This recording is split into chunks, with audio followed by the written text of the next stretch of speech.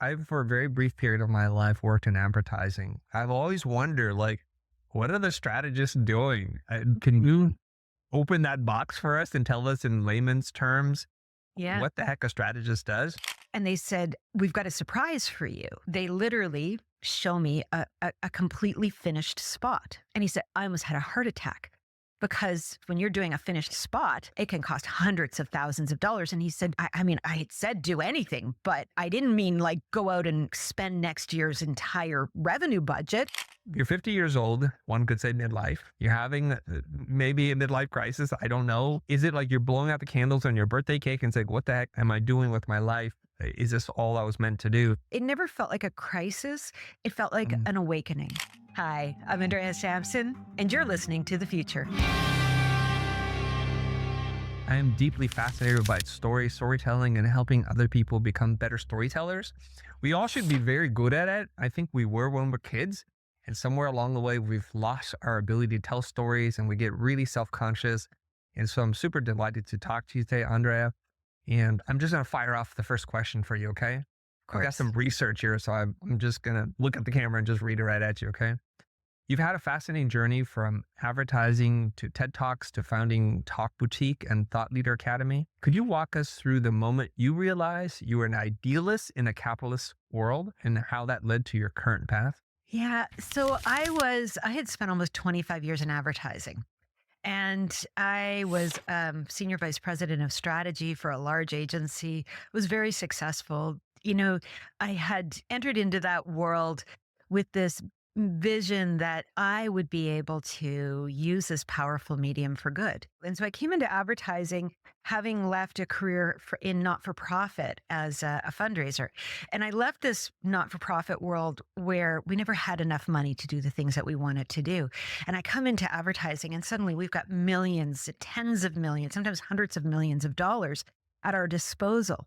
And I thought, like, look, I know advertising is about selling. And so that's all good, but maybe I can make a little footprint of like having more inclusive ads and maybe just having a message that is a little bit kinder than some of the ads that were, at the time happening. And I did. I think I in the work that I did, I always had this view of diversity, of bringing a more inclusive approach. But at some point, you have to look at it and go, okay, I'm done. Like, this is as far as I can go. There's nothing more that, this advertising medium is going to let me do because at the end of the day, it's about selling product. And I had to face myself and say, what do you want to do? And it was the year I was turning 50. I remember doing some soul searching. And, in those moments, you start to realize, like, at 50, it's like, okay, I've been on this planet for 50 years. I might have another 30, maybe 40 years on the planet if I'm lucky. Not all of them are going to be good. Let's face it. So, what's the impact I want to leave? Like, I don't have, I'm running out of time here. And so I started to really look at the work I was doing in the world, where I was living, the way in which I was living, how I was contributing. And that was the moment. That was when I was like, okay, I'm in this capitalist world and it's not serving me. And I'm not serving it, quite frankly, because I don't believe in the ideals that it preaches. And so there was a mismatch. And so I knew I had to leave advertising, but I didn't actually know what I was going to do. I, you know, because the thing was, I just wasn't leaving advertising. I was leaving marketing. I was leaving that entire world behind. I didn't want to sell one more thing to one more person who didn't need it.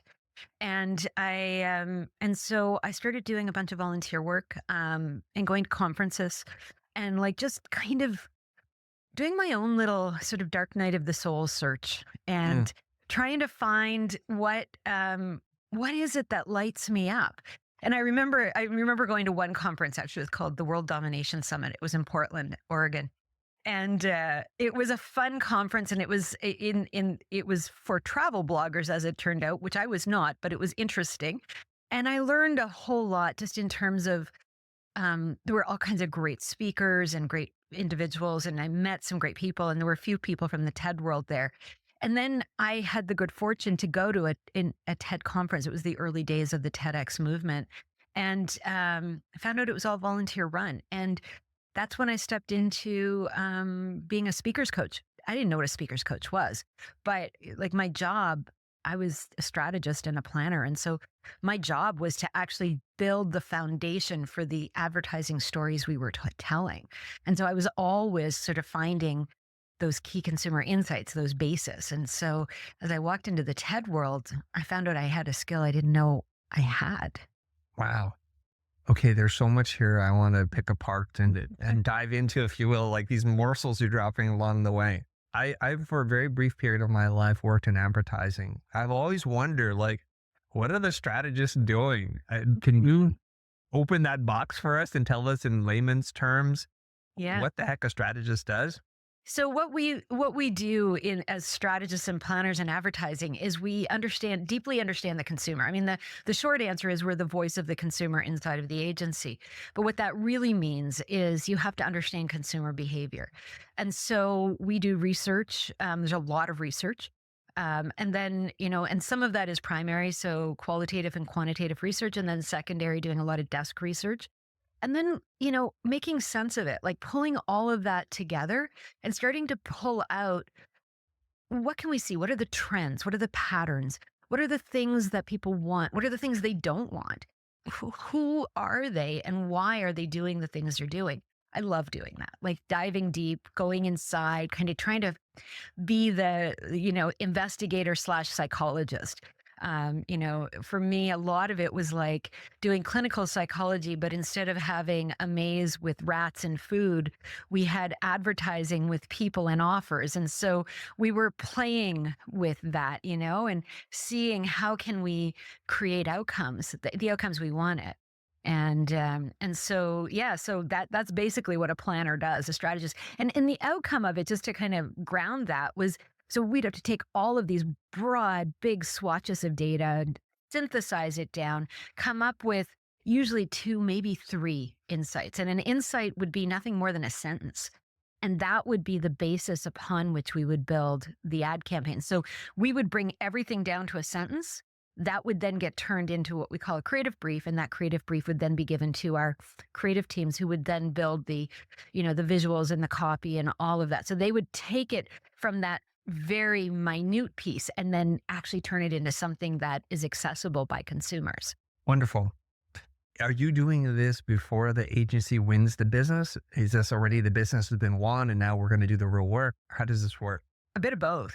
A bit of Okay. both. Like when we would do new business, like that was God, when we would do pitches, we'd get an opportunity to pitch business. We might have a week. And so I'd be out there. Sometimes we were doing what we called streeters, would be literally on the street taking doing interviews with people on the streets. And then we'd be sort of analyzing that and trying to turn all of that into something in 2 days so that the creative teams would have a couple of days to do some creative so that we could have something to present to the client. And then we'd have to justify the whole thing to the client of what it was we did to get to that place, right? Those were crazy, crazy days. And It those was a are lot easier when we already had the client because we could act right. the time we truly need it. Right. Okay. A lot is resting on whether you've pulled apart the correct insight so that the creative team can do their thing to win the business. But I'm fascinated by this whole thing because the idea of going to talk to people in the street as an introvert scares the bejesus out of me. Oh, and So let's talk about it. Okay. Can we go there for a little huge bit? introvert right here, like Okay. huge. Okay. Well, pardon hell with that shocking blue hair and I the know, right? lipstick, but okay. Appearances aside. All right. Can you take us through any one campaign or client memory that you have in the 20 plus years that you've been working in the advertising space where here was the account and here's where I went into the street and these are paint that picture for us to help Yeah, us sure. relive that? I even want to know what kind of questions you ask and what crazy things people say. Gosh, there's so many. I mean, the one that comes to mind right away, I actually wasn't the person on the street, although it was sort of my team who came up with the idea, but we had other people who went out and did it. Was so it was, God, many years ago, E-Trade, Mm, which you're probably familiar with, was just coming into Canada. We were launching the product. Well, the product was going to launch in Canada. We were pitching this business. This was in the heyday of online trading. So yeah. this would have been I want to say the like 2000, 2001, Yeah, early right? And so 2000s. online Yes. trading had just come out, and there was a lot of people who were like doing day trading, right? Online. Hmm. And so this idea, because like you had all of the like the no low priced or no priced trades. And so there was like, it was a whole, and so the banks had all gotten into it, and E-Trade was the leader in the US and they hadn't come to Yes. Canada yet.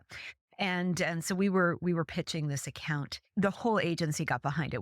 Because we weren't just pitching it as a, because like when you're in advertising, there are different aspects. So general, like sort of more brand advertising versus direct marketing versus, in those days we used to call it interactive marketing, which today would be digital. And so I was working for a large multinational agency, and so we brought in all of our subsidiaries. Like we all got together and we're pitching this big account together. And I was the lead on the client side. So I was leading the pitch with the president of the agency, and so there was him and there was me, and then we had an entire team working with us. We got this idea, and I'm trying to remember, like, so the execution was we did a video on this, literally on the street. We actually created a commercial for E-Trade. Now this again is in the, like, think about it, the early part of the 2000s. We didn't have cell phone video, right? There was no such thing as that. You It's like a know, camcorder or something, right? we did. It was a Yeah. camcorder. You weren't able to upload it to, YouTube didn't exist. Right. There was no video sites, like none of that.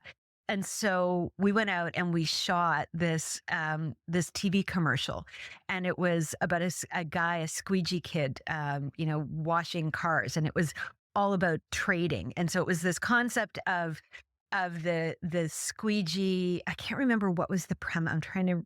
It was really like, it was funny. Like it was this kid, and he's giving stock tips. That is what it was, because everyone was giving stock tips, Right. right? I was like, where do you get your stock tips from? Do you get it from the squeegee kid, right? So it was this commercial about this guy stopped at a stoplight. The squeegee kid comes out and he's like, "Hey, dude, did you hear about?" And then it was sort of cut away to, are you getting your stock tips from your squeegee kid, or are you going to the source and getting, using, and so it was all about using the platform to be able to do this work. And that came from, because again, that's what was the insight, was that everybody saw trading, online trading, as gambling. And what we were trying to do was to shift it from being gambling to being about being responsible, but with an edge. So it's like, don't gamble all your money online. Don't be one of those people who's gambling. Be one of those people who are, yeah, sure, go and try it, but take a little bit of your money and try it and see what it's like. Be responsible with it. So we had found these segments of the market. So at the time, there was the segment was called what we call the GRQs, which were the get rich quicks, versus the AAs, which was affluent, the aggressive affluence, and we were going after the aggressive affluence. And so that's what the ad was aimed at, that, right? Don't be one of these get rich quick people. Be in this other area where you've got your portfolio and it's safe with your broker. That's a good thing, but take a little bit of it and go play, have some Mm. fun, right? So that was the idea. And so we literally found some of that out through streeters. We found some of it out. We actually did some research where we call people. We went, like, literally, we in that point, I think we bought lists of traders, of people who were in the stock market. We called them, and we were literally went through a questionnaire to be able to validate some of that. So that's one. Another one that we did that was Wait, more, wait. Can you, before you move on to the other one, I just want to pause here yeah, because some people might know exactly what we're talking about, and I think the rest of them are like, wait, wait, wait, what's going on here? So you kind of took us through the anatomy of strategy to creative in reverse. You told us the creative, and then you told us the insight and the streeter. This is the part that I need to know a little bit more about. So yeah. there are lists of brokers that you talked to, and did you talk to actual investors? Yeah, we did. We did. Okay. We called investors. So we would call investors first. Like, Mm. so the way that one came about, it actually came about sort of in two ways, because we had come up with the idea. Because we had some desk research and some, I think there may have even been some syndicated research. So you can buy research reports. And so we had Oh, bought some research reports that had given us the segmentation of the market. So we knew the segmentation. So we had done that work. And we had targeted and we had an idea, but then we had to validate the idea. So what we did was we actually ran it in tandem because we didn't have time, again, running against a clock. So we had this idea that we should be like using this message of don't gamble, actually work with the people who really know. So it was sort of this underpinning. And again, insights are often boring. It's creative that actually brings them to life, right? The insights right. are not like, and that's the thing. It was like I always did the most boring part of the job, but it was without that, you would never have creative. But, we were kind of the unsung heroes, I would say. No, I Um, get it. I totally but get it. And when I yeah, was young, I so did not understand it, yeah, but and as I so got older, yeah. yeah, so we had the idea and we filmed that commercial and then we went and validated it using again we did phone calls. I don't think we sent people because in those days you couldn't show them the video because there was no way to do that. You literally would have had to bring them into a room and film it. We didn't have the time to do that. But what we did, I think we read them the script if I recall. Um and and that that gave us a validation. But I do, to this day, I still remember when we presented that. So we're in the room with the client presenting this, and our president was actually in at this point. It was his part of the presentation, and because again, he's the president of the agency. He's going to take sort of the big moment, and and he's presenting to the client, and he says, look, I've got an amazing creative team and they're like, they will do things that, are just really going to knock you out. But he said, this one almost took me down. He said, we've been working on this and this is an important opportunity for us. And we absolutely want your business.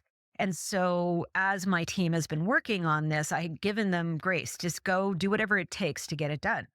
So we're getting ready. It was a couple of days ago, and we're all getting together. And the creative team came in, and they said, "We've got a surprise for you." And he said, "What is it?" And he goes, and they literally show me a completely finished spot.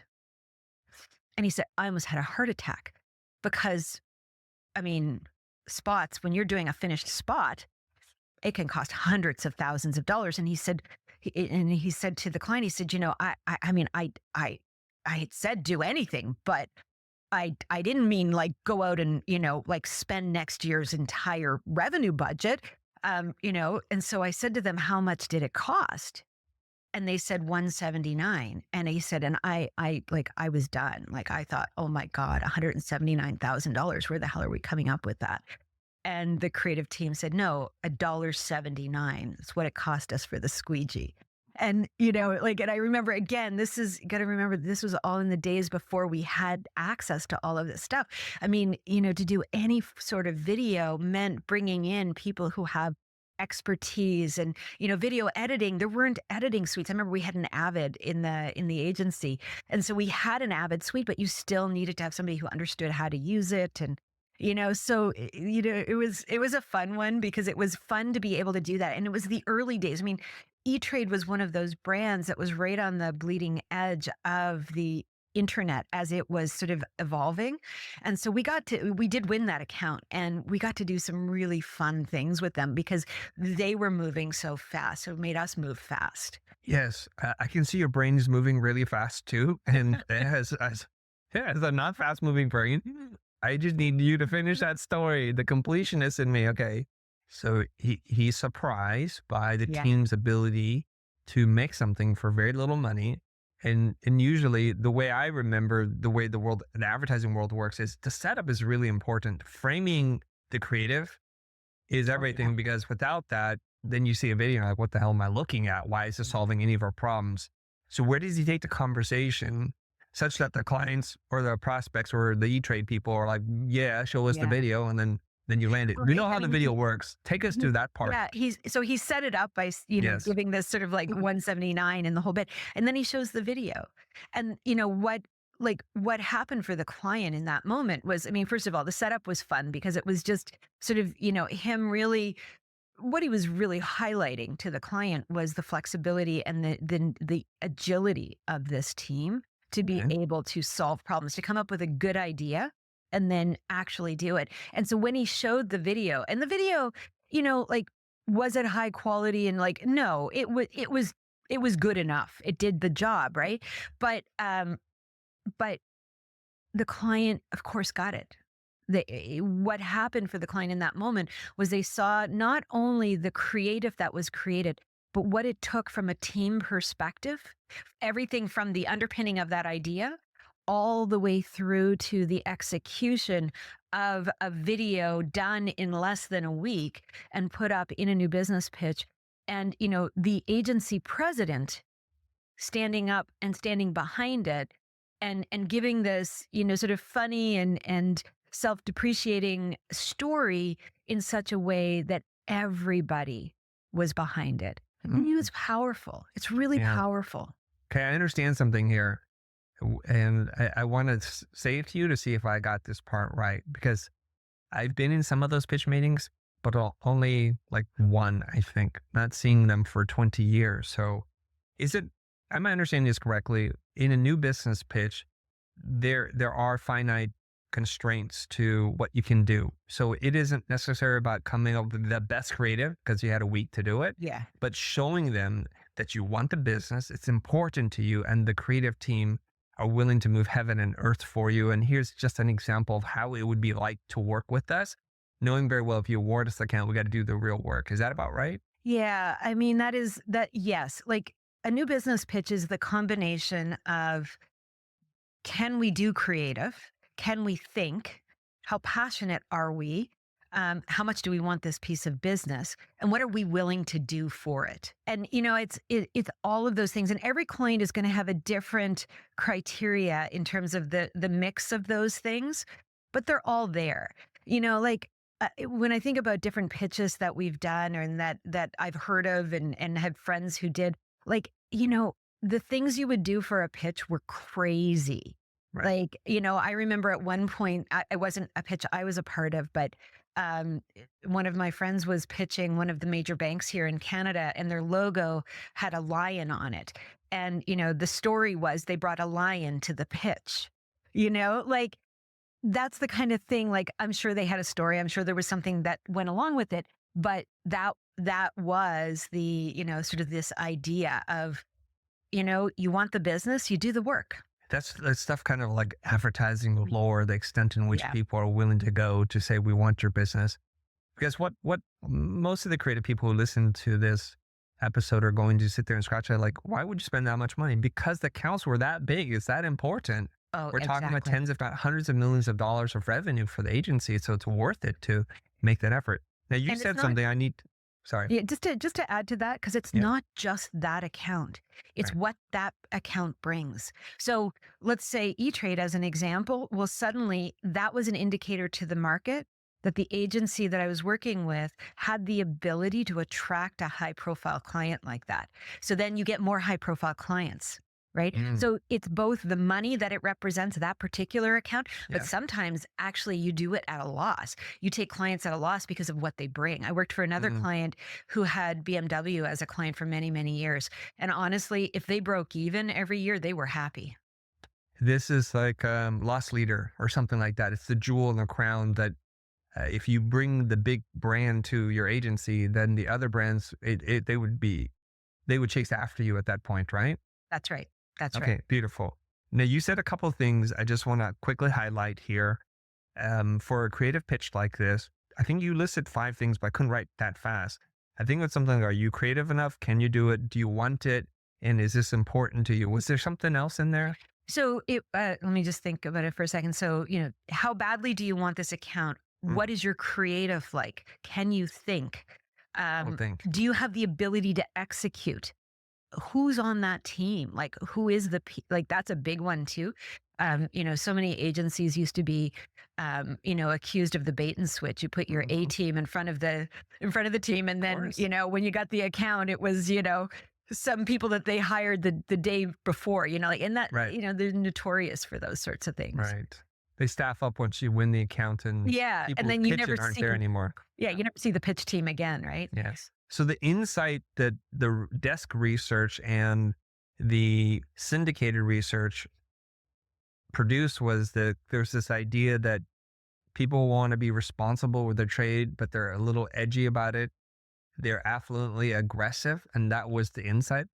Well, the aggressive, so it was the segmentation, right? So we had the get rich Mhm. quick segment, we had the aggressive affluent. The aggressive affluent was, and the insight behind the aggressive affluent was that they were, I mean, affluent people. Were investors.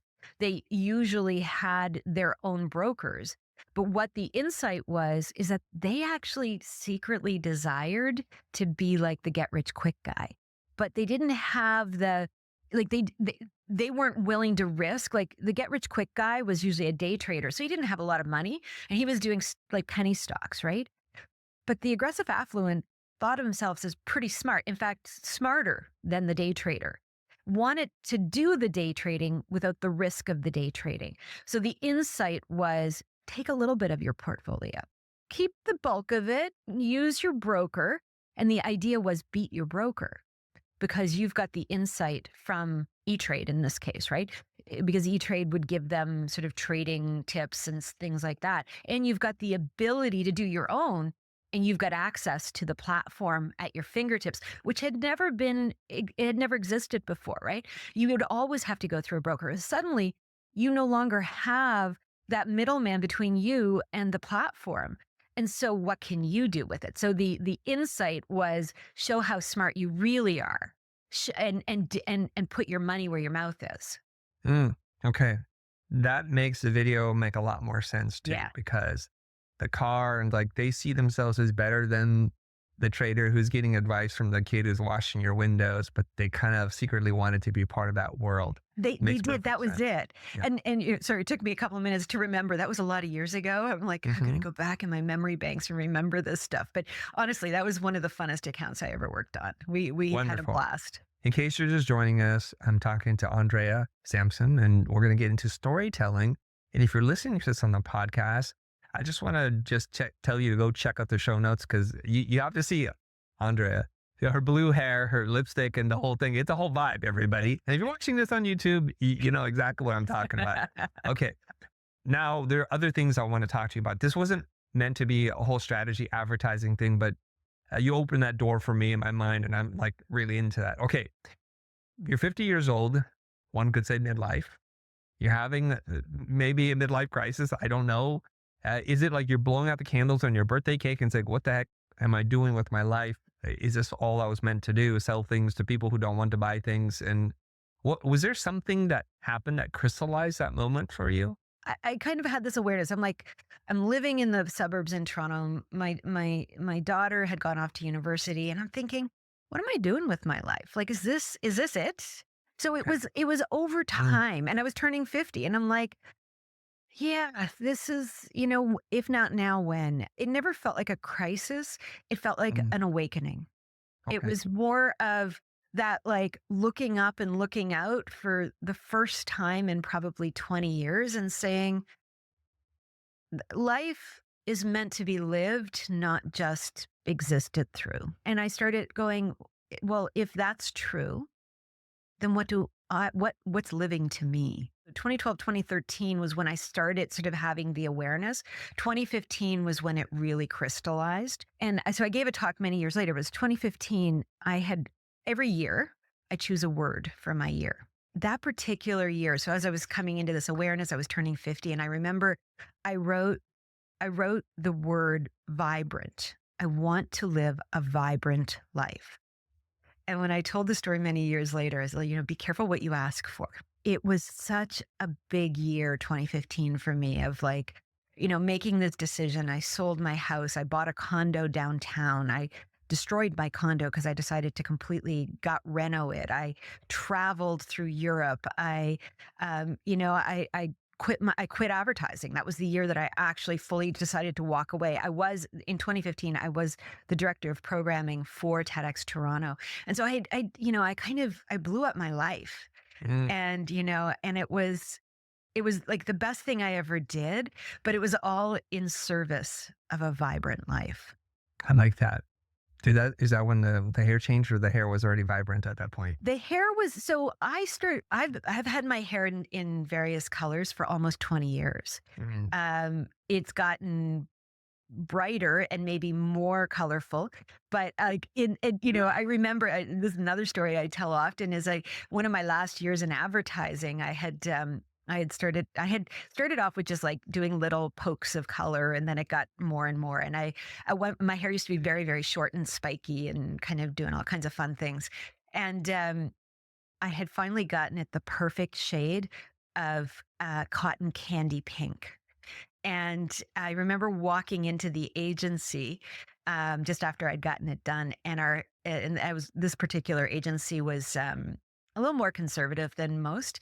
Anyway, I walk in, and the HR director said, "Hey, can I talk to you?" And she was like, "Oh, we have to do something about your hair." And I remember at the time, like that was actually the beginning of the end for me in the agency world. Cause I looked at her and I went, "You don't get it, do you? Like, Mm. if we're showing up, like I'm the head of strategy. I was the senior vice president of strategy in this agency, working with like many, many multinational companies, and I would be in front of the room, and often clients would comment on my hair, and never that they didn't like it. They like I would get pulled aside often by like the CEO or the VP of whatever, and it was often a man, and he would always say, "I love your hair. I just want to tell you." And it would just be that. And what I said to my HR director at that point is I said, I get it that I'm probably a little more out there than you would like. And I understand that. But here's the thing, our clients hire us because we look different from them. And when we look different, we think different. And if I'm showing up in the three-piece suit looking exactly like them, why do they need us? Right. And if you don't, and I, at the time, I was like, I can't believe I have to say this, but I do. Mm. Um, and that was when I knew. And, I think this is one of the biggest challenges in advertising is that advertising has changed so much over the years that it has had to become more conservative just to maintain its foothold in the marketplace. When I started in advertising, we were still doing the long lunches and like the big budgets and all of that. And it was like we were different. We were the people that our clients wanted to be, but they couldn't because their jobs were different. And so we got to be the fun people. And I don't Right. know that that's the case anymore in Mm. advertising. That's too bad.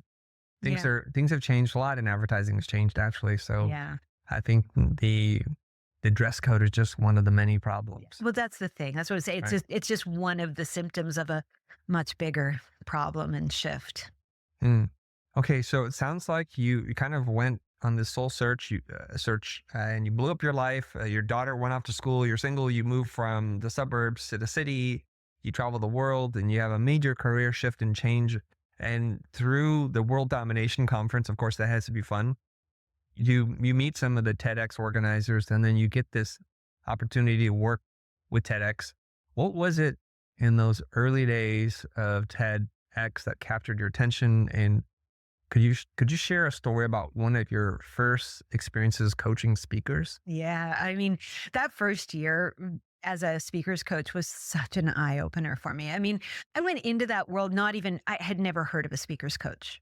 And I was volun hired, right? I went through like it was a tough interview process. I think I interviewed with three or four different people inside of the TEDx Toronto organization, and then got volun hired. And what I didn't realize, I was a speakers coach, but I was also part of the programming team.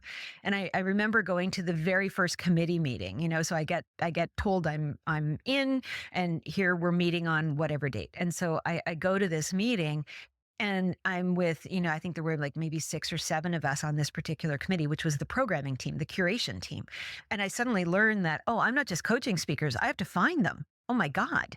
I had no idea. I'm like, where do you find TED speakers? Like this, I was totally green to this whole idea, and learned a lot. But once I got assigned, like we went through, it was a process and a hard one. But once we sort of whittled it down to I think we had maybe 12 or 13 speakers on the stage that year. And so I got assigned four of them. And I mean, I had some input into it. Like we kind of all fought over who we wanted, and there were four speakers coaches, and so we all took the people that we wanted, or fought for the ones we wanted. And so I ended up. I've always loved scientists and academics. And I was like, every time a scientist came out, I would like put my hand up. I'll take that one. And no one else wanted them. I ended up, so I remember one of my very first speakers, he was a professor at University of Toronto. He had two PhDs, one in engineering and one in medicine. And he was working on the Human Genome Project, which was the worldwide project to decode the genome. And I remember my very first meeting with him. I was still working in the agency at the time, and so I had organized it for him to come to the agency after hours. And so I'm sitting in the boardroom, and it's like any advertising agency. It's cool. It looks pretty good. So he walks in, and I mean, like. Honestly, like you couldn't have scripted it better. He walked in, he had like this, head of curly hair. He's dressed in a sweater vest, a pair of shorts, socks, and sandals. Okay. Like there is like, he was the quintessential academic, he was as nerdy as they came. And we sit down at the table, and he's just this lovely, lovely man. And he's, probably in his mid 40s. And I'm going through like all of the things that we're going to do. I'm kind of giving him the overview of what's going to happen. And anyone who comes in to do a TED Talk, they don't really know what to expect. And so I'm giving him just some of the background, and then I'm also like taking him through some things. And he opens his notebook, right, to take some notes, because in those days, of course, we still had pencil or pen and paper. I glance over at his notebook, and I realize everything in it is math. Everything.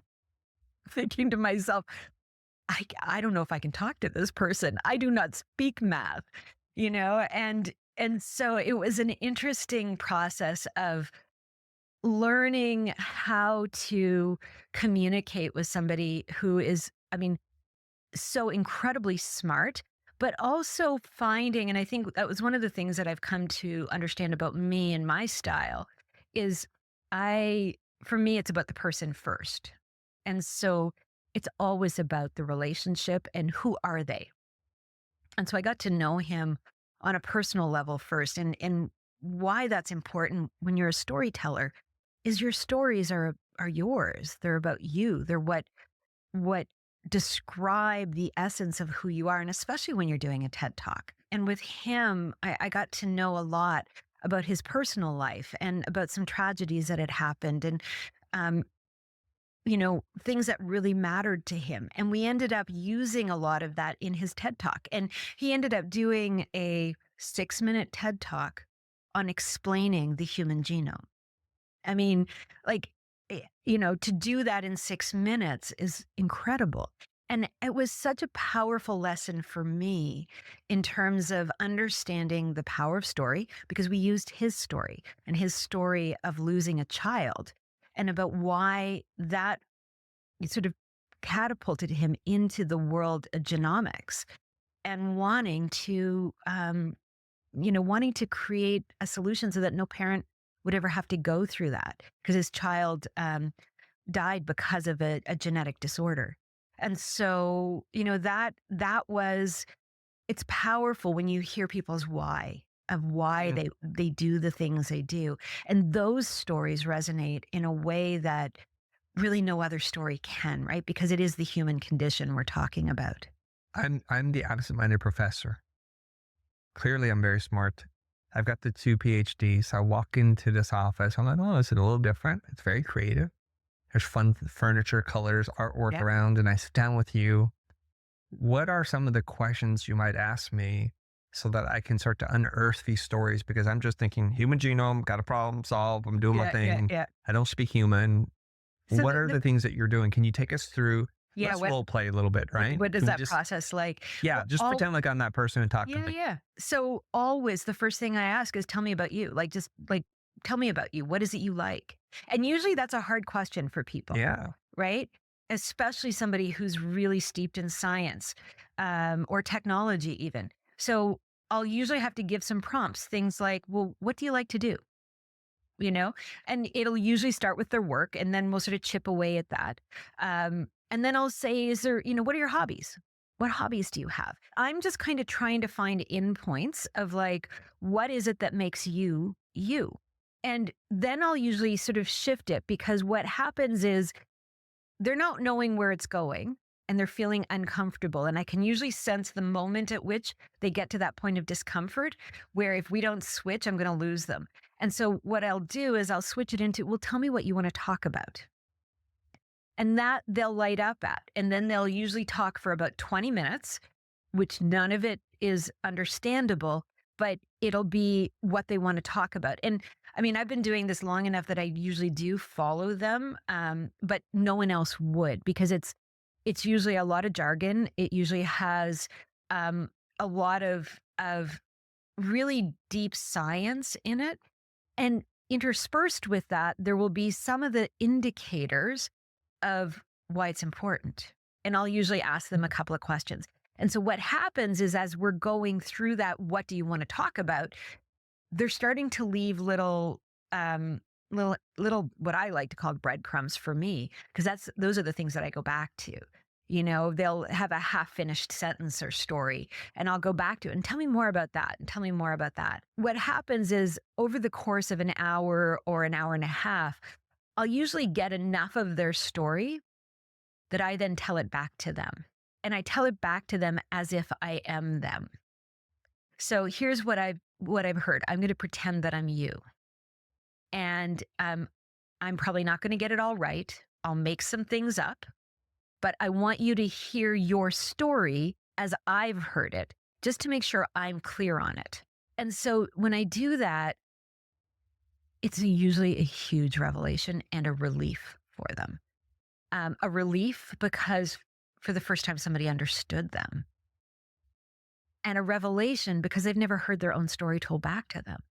Like, how often do we hear our own story? We never do. And because I've done this enough, I know where to put emphasis. I know where to bring emotion in. I know how to tell it in such a way that it touches them. And, it's such an our human brains are so interesting, because even though we're hearing our own story, we feel like we're hearing somebody else's, and we lean into it, and we're like, oh my God, what's going to happen next? And I've had many of my clients say that to me, like, oh my God, I was riveted. Like, and it's like, yeah, that's your story though. That's the thing. That's what's so cool about it. That's why I want you to hear your story, because it is riveting. I do this for my friends too. You tell me their See? story and it's like dragging, and they put too much detail where none is required. They skip over all the Yeah. conflict, emotional turmoil. And then I'm like, okay, so here's your story the way I heard it. And you say it back to them. And it's a wonderful thing that you're doing for them, whether you're a coach or not, just a human being connecting with Yes. another, to be able to see themselves from another point of view. One could describe that as a form of meditation, but you're doing it with another person. So it's a really cool thing. Do you get like big emotional reactions from them when they hear it? Do they cry? Do they hug you? Do they tremble? Yes. All of those things. All of them. So wonderful. I remember I was working with a client. I was in Sao Paulo, and this one gentleman. I did a ton of work with Singularity University out of Silicon Valley, and so I traveled all over, training all of their faculty. And so this particular cohort was in Sao Paulo, and so this guy, an amazing man. He was a businessman. I'm trying to remember what the tech was that because it was all exponential tech that we were working in, right? And so I can't remember. I know what his business was, but I don't remember what maybe it was blockchain. That's what it was. So he was in blockchain. He had built a business on a blockchain platform, but the business was basically bike shares. And he actually brought that into the US. He brought that, like, he was one of the founders of that whole idea of bike sharing. Mhm. And so he was bringing it into Sao Paulo. And so um, he tells me his story. Like, I was like, how did you get in? Like, where did this come from? Right? Where did this idea come from? Let alone, regardless of the technology, just this concept of bike sharing. And he told me this beautiful story about him as a child, basically was homeless, and his mom, they lived on the streets, and in Sao Paulo, because that's where he was from, and sort of told the story about his mom taking care of him. And eventually they got off the streets, and he always wanted to do something to honor his mom. And so this bike share was a combination of coming out of such, humble beginnings, but also as something that I think his mom, I think there was something she'd always wanted a bike. I can't remember the whole story. But he tells me this story, and of course, he's telling it to me in such a way of like, and then there was this, and then there was that. And there's no real connectors between it. It's just like a bunch of disconnected facts. And he finishes it saying to me, well, and no one would ever want to hear that story. And I'm listening to him going, you got to be kidding me. Like, this is like, I mean, it is gold, right? So I tell him his story back. And again, this is like a big guy, about as, busy. He's in a suit. He's like, totally completely masked, right? Like he's in the business world. That's, just the facts map. And I tell him his story. And when I finish, he is sobbing. And he looks at me and I he said, I can't believe that's my story. I would never have thought to tell it, nor would I have thought that it was so powerful. And, I said, well, that's your story. I mean, yes, am I a good storyteller? Sure. I've got some training. I know how to do this, but that's your story. It's not, all I did was put it together in a certain way. You lived it. And you could tell it way better than me because you lived it, and you've got the emotions that go with it, and you've got details that are real. He went on to tell that story, but it changed his life. I actually still get emails from him Mm. saying how impactful that was. It changed the way he looked at everything in his life. Because up until that point, everything in his life had just been a data point. When you say you listen to somebody's story, you find the part that needs to be emphasized. What are those parts that you're listening for? So if we're like trying to help our friend or we're trying to help ourselves, what is it that you're seeing? What are those patterns that you notice, like where we need to zoom in and pull that part out? In order to tell a good story, what you need to know is, what are you holding inside of the story? Because stories are context. I mean, we can tell stories for the sake of telling stories. And those are great. If we're sitting around a campfire, if we're just like with friends telling funny stories, that's one thing. But if you're using stories to actually convey information and using your own personal story, what you need is to know what lives inside of it. What's the idea that you've put inside of that? And that's what any good TED Talk is. It's an idea that's wrapped in story. I call it idea-centric storytelling. So when I'm listening to somebody's story, what I'm doing is I'm listening for the piece. Like, so every idea has got some mechanism. Like, is it a transformative idea? Is it a sustainable idea? Like, what is the mechanism inside of that idea? Now what you're doing is you're looking for a story that could actually mimic that. Think of it as a metaphor for that idea. And so when I'm listening for those points where you've got that mechanism, and you're listening in such a way that you want an emotional connection. So in the example that I gave with that gentleman in Sao Paulo, I think his mother had died of cancer, but there was some points along the way, his mom's interaction, them being homeless and things like that. And so I was able to pull some of these emotional pieces they're meta, right? Like, we all have mothers. Now, we may not all have close relationships with our mothers, but we all have mothers. We've all experienced in some way some form of medical tragedy, whether somebody we know has died or whether we've heard of it. We know these things that are they're transcendent across time and space.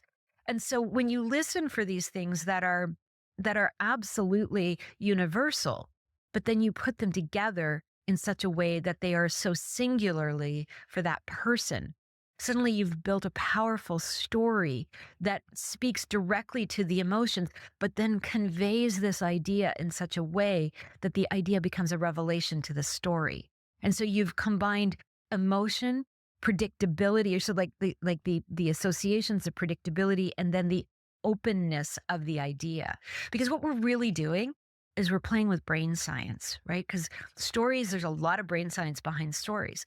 And so predictive nature of our brain, the associative nature of our brain, and then the memorability. Those are the pieces you're playing with. So when I'm listening to a story, I'm listening for all of those things so I can pull them in and I can actually use the techniques that light up the brain so we remember them, so we emotionally connect with them, so that we are able to remember that idea associated to that story and be engaged with the story all the way along. Wow. Okay. That was super brainy what you just said. So I'm trying to think of my audience and myself. And let's make it a little simpler if we can. Yeah, yeah. So in the story, this gentleman Yeah. you're talking about, what was his idea? What was the story that contained that idea? His idea was to create something um that was safe, right? It was about safety, like blockchain, because of its in a like the discrete nature of blockchain, so it can't be hacked and things like that. And so he was using bike sharing on blockchain, which allowed for, especially in a city like Sao Paulo, where there's not as like because there's a lot of crime there. So things like using a credit card with a blockchain like enabled bike was safer than if you were using it on a regular sort of uh, credit card processing system. So safety was really the mechanism, right? It was safety and security, safety, security, and privacy was sort of the basis of his message. This story about him living on the street with his mom having nothing, you can imagine that you had nothing. There was no safety, right? No safety, no privacy.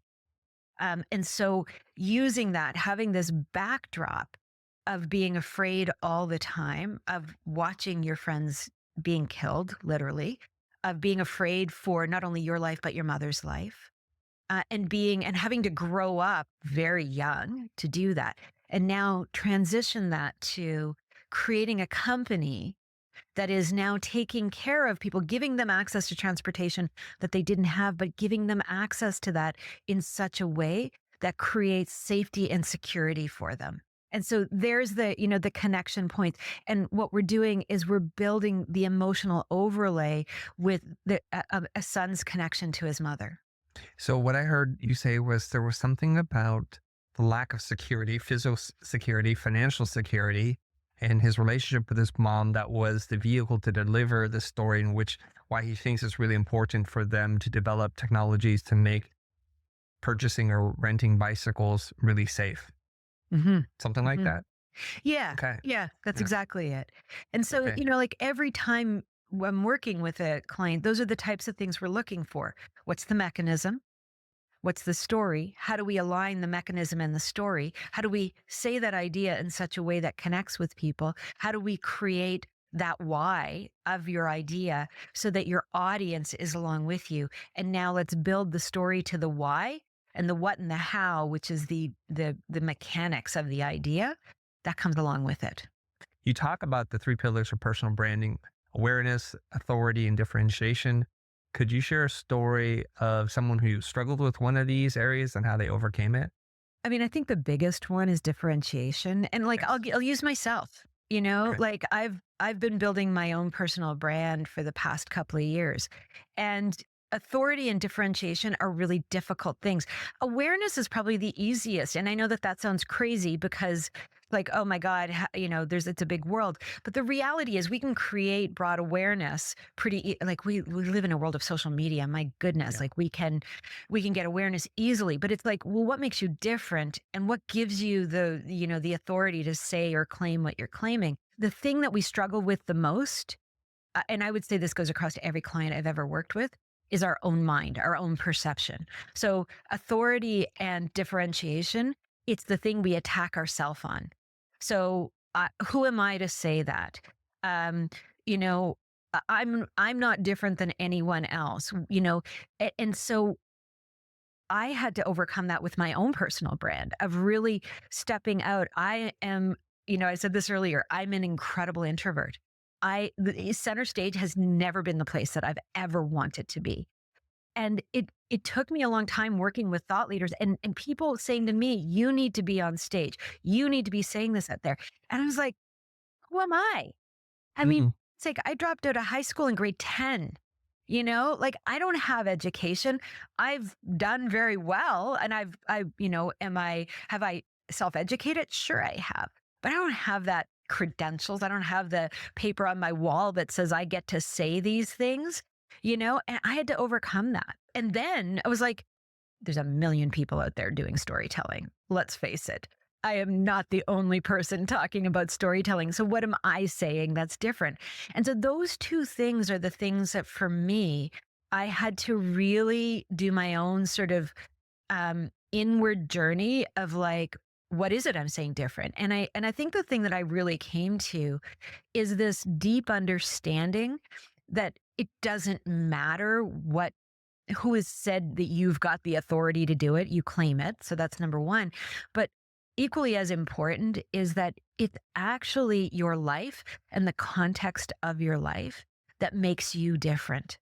And so it doesn't matter um, what education you have or whether a million other people are saying the exact same thing as you are.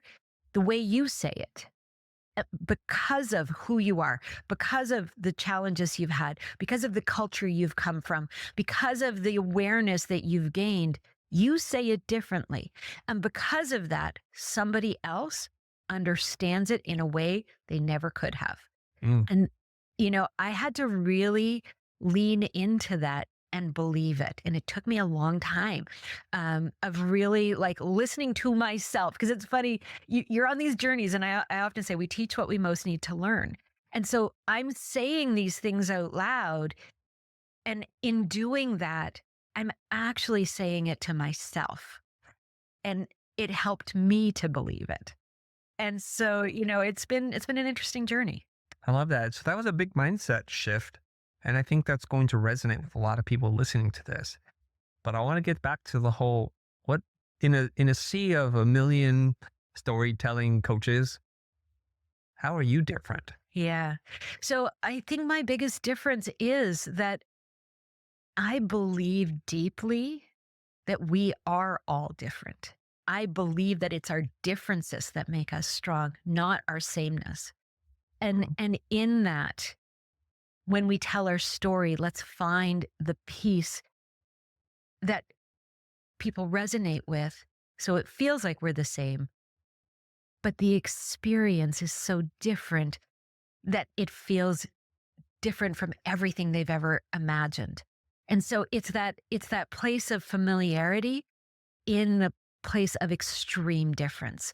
And that gives us the ability to see ourselves outside of our own comfort zone. So when I'm hearing my story told through your lens, because that's what happens, right? You tell your story. I populate your story with me. That's what my brain does, right? That's all of us. That's just the way our brain works. Is we go like, oh yeah, I remember a time when I did that, and suddenly in your brain, you're popping up. But now it's like they're telling this story of this crazy thing that happened. You've got some memories that work with that, but I'm now in your story, and I'm going along for that ride, and that changes me. That's what's powerful. And that's I really help people to have the courage, I think, to tell those stories. Like I remember working with a woman who had lived in South Africa for a number of years as a child. Like she was Canadian, but her father was an ambassador and he had gone to South Africa. And she witnessed one of her maids being shot by her husband. And it was a crazy story. I mean, she was a child. She was maybe 8 or 9. And she saw this like horrific event. And we ended up using that story as an opening of one. She was in PR and she opened a conference with her talking about what she does, but she used that story and it was all about ethics, right?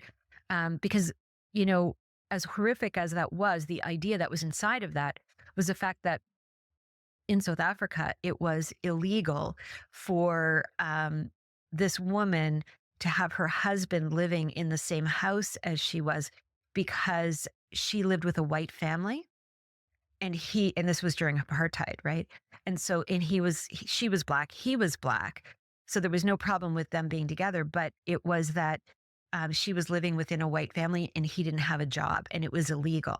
And the family had said it was okay for him to live there, but then they got in trouble and they asked her to if he could live. I think it was like found another house for him, but he took offense and he shot her, shot I his see. wife. And the story though was that it was actually her parents' fault. They didn't understand the cultural context, right? They had put her in this situation that they didn't fully understand the ramifications of it, because when she asked him to leave, she'd shamed him, but they Mhm. didn't understand that cultural context. And I think this is, you know, did it justify the end? Of course not. Like that's not what the story was about. It was about understanding that we can't look at different cultures and think we understand what's really going on inside of them. We don't have a right from our Western world to judge some of these other cultures and what's Mhm. happening.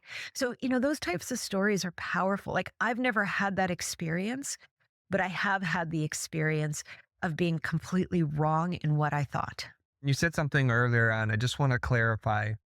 When we tell stories, the person listening to the story puts themselves inside of your story and Yeah, they live it with you if you're a good storyteller. That's that's what you right. said, right? Yeah, yeah, Perfect. Okay. yeah. That's it. That's brain. That's actual brain science. That's some of the stuff that they've learned as they look inside our brain. So then the personal branding bit about differentiation is very important, about leaning into the things that make us different when we're in a society that wants to make us all the same. Yes. It's problematic. And so that's why it's such an unusual concept. And this is my take on something that a friend of mine says or writes about. His name is James Victori. He says, what makes you weird as a kid, and I alter it a little bit, will make you wonderful as an adult. We need to lean into that weirdness. And clearly you and I believe are embracing it together, separately, but together. You know what I mean? Yeah. I couldn't agree more. I mean, for me, as I lean into my weirdness, and I often say, Yes. let your freak flag fly, right? Like, to me, that is what makes us interesting. I found out I was neurodiverse when I was 56, and at the time I was like, what is that going to do in my life? Like, I've lived this many years not knowing what difference is it going to make. Well, it's made a massive difference in my life. And why? Because I actually now no longer try to stop doing the things. Like, I now understand what masking is. And so all these things, as your friend said, that made you weird as a kid, right? Well, when you're an adult, you mask those. And when you're neurodiverse, there's a lot riding on masking, right? Because Right. it just is, it's just not okay to be the person, or at least it wasn't when I was growing up.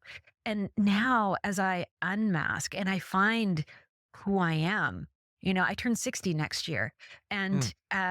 and I'm now sort of in this place of like, I am such a different person today, and much more closer to who I was as a child now, because I'm okay with the fact that I don't always get social interactions. Like, jokes kind of go over my head a lot. Yeah. And I don't have to pretend anymore. And those are Mm. small things, but there's so many more. I came across this feed on my Instagram today. It's how wonderful and serendipitous it is that I see this today of all days. And it's a quote from Carl Jung. To be normal is the ultimate aim of the unsuccessful. I love that.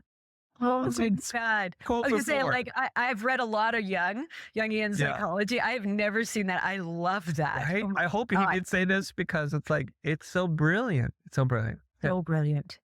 Okay. We're going to land the plane. I'm going to segue to the end question here.